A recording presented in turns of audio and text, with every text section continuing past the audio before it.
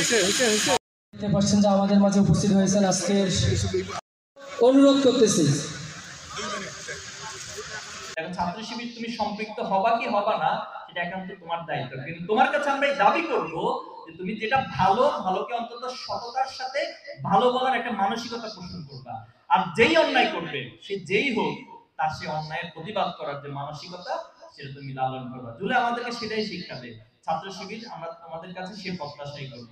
ছাত্র শিবির সম্পর্কে তুমি জানবা ছাত্র শিবির কি করে, জনগণও এই সমস্ত চাঁদাবাজ সন্ত্রাসী মাস্তান দেশবিরোধী রয়েছে, আমাদের হিউজ প্রকাশনা রয়েছে, তোমরা আমাদের বইগুলো পড়ে দেখতে পারো, তোমরা আমাদের সাহিত্য ভান্ডার রয়েছে সেগুলোকে পড়ে দেখতে পারো, আমাদের ওয়েবসাইট আছে ওয়েবসাইটকে ভিজিট করতে পারো, তাহলে ছাত্র শিবির সম্পর্কে তোমরা জানতে পারবা।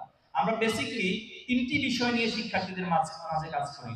এক নাম্বার হচ্ছে একজন ছাত্র হিসেবে তার ভিতরে একাডেমিক এক্সেলেন্সি তৈরি করার জন্য যে আয়োজন সেই কাজগুলো আমরা করে থাকি। নাম্বার 2 হচ্ছে তার মধ্যে শুধুমাত্র একাডেমিক যোগ্যতা নয়, বরং তার ভিতরে কিছু দক্ষতার গুণাবলী থাকবে।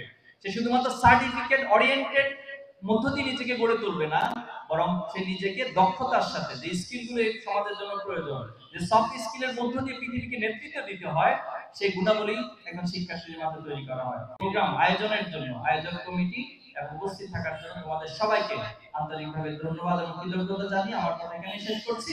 আসসালামু আলাইকুম।